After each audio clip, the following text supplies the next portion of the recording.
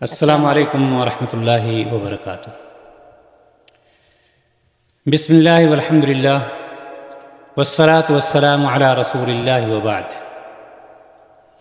محترم حضرات و خواتین، اللہ تعالیٰ کا لاکھ لاکھ شکر اور اس کا احسان ہے کہ ہم اور آپ رمضان مبارک کے مہینے سے مستفید ہو رہے تھے۔ اللہ تعالیٰ نے ہمیں توفیق بخشی۔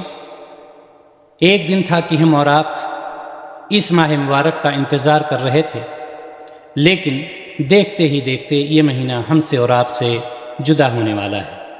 آئیے آج کے اس مختصر سے وقت میں ہم یہ دیکھنا چاہیں گے کہ عید الفطر کے دن ہمیں کیا کرنا چاہیے۔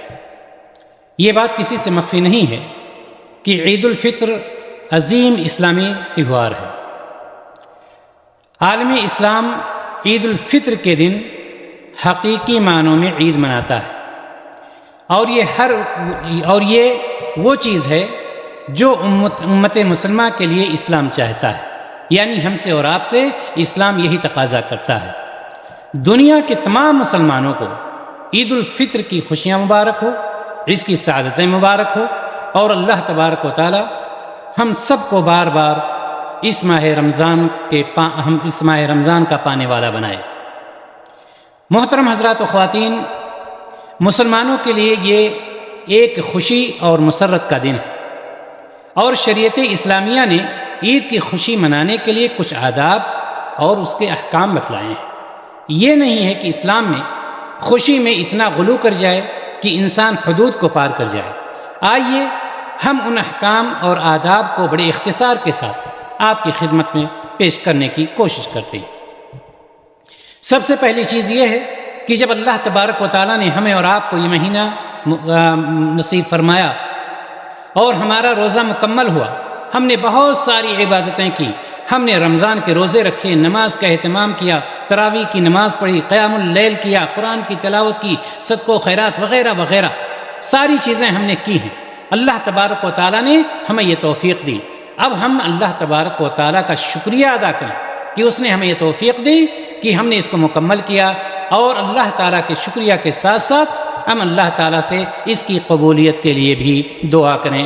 تو پہلا عمل ہمارا یہ ہونا چاہیے۔ دوسری بات، عید کے دن تکبیر کا اہتمام کرنا۔ عید کا چاند دیکھنے کے بعد سے لے کر عید کی نماز کے لیے امام کے آنے تک تکبیر کا اہتمام کرنا، اور خاص طور سے عیدگاہ جاتے وقت راستے میں بلند آواز سے تکبیر کہنا، یہ ہمارا عمل ہونا چاہیے۔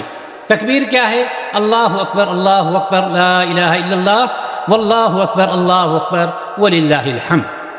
اسی طرح سے تیسرا عمل ہمارا اور آپ کا عید کے دن یہ ہونا چاہیے کہ عید کی نماز سے پہلے ہر چھوٹے بڑے، امیر غریب، عاقل اور غیر عاقل، کسی بھی طرح کا کوئی ہو، ہر شخص پر صدقہ فطر واجب ہے، لہٰذا اس کی ادائیگی عید کی نماز سے پہلے ہو جانا چاہیے، اس میں بھی کوئی کوتاہی نہیں ہونی چاہیے۔